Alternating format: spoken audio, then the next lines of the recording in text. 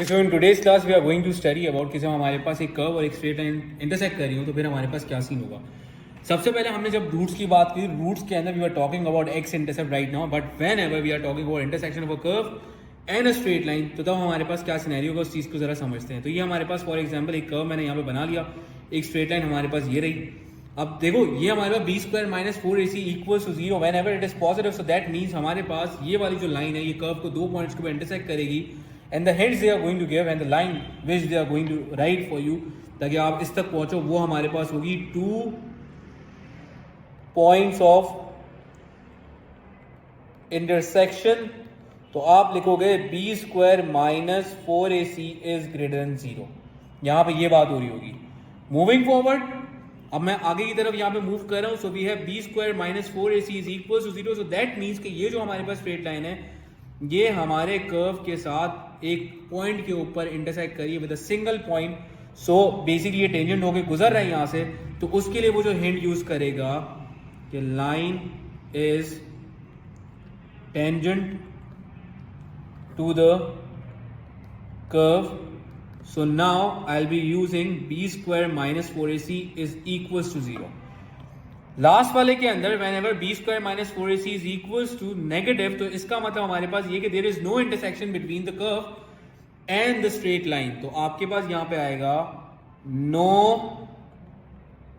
intersection between the curve and the straight line, तो ये हो जाएगा b square minus 4ac lesser than 0। वापस से रिपीट करूंगा, whenever they are going to use the wording कि कर्व और लाइन इंटरसेक्ट करिए दो पॉइंट्स के ऊपर, आप बोलोगे b square minus 4ac greater than 0। अगर वो एक सिंगल पॉइंट के ऊपर टेंजेंट है हमारे पास, वो एक सिंगल पॉइंट के ऊपर टच करती हुई जा रही है, आप बोलोगे b square minus 4ac equals to 0। और अगर वो बोलेगा there is no intersection between the curve and the straight line, then you are going to write b square minus 4ac lesser than 0। Let's do one example ताकि हमारा concept एक solid वे के अंदर clear हो जाए। अब इस एग्जांपल के अंदर देखो एक और हिंट मैं आपको देता हूँ। यहाँ पे एक और हिंट हमारे पास क्या है कि whenever we will talking about roots, तो we have a single equation, लेकिन जब हम इंटरसेक्शन इनकी इस केसेस की बात कर रहे होंगे तो हमारे पास दो इक्वेशन दी जाएंगी। As you can see right now in this example आपके पास दो इक्वेशन दी गई हैं। कह रहा है find the value of k for which y equals to 2x plus k is a tangent to the curve, और ये हमारे पास लिखा हुआ है। इसका मतलब है b square minus 4ac is going to be equals to 0। Right now we are going to equate both the y's।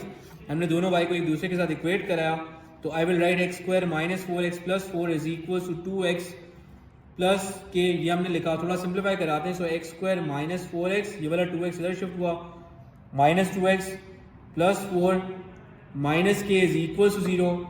इसको सिंप्लीफाई कराया तो ये हो गया हमारे पास minus 6x plus 4 minus k is equal to 0। So now I can easily identify the value of a, b and c। a की value 1 है, b की वैल्यू माइनस 6 है, और c की वैल्यू हमारे पास क्या है 4 माइनस के।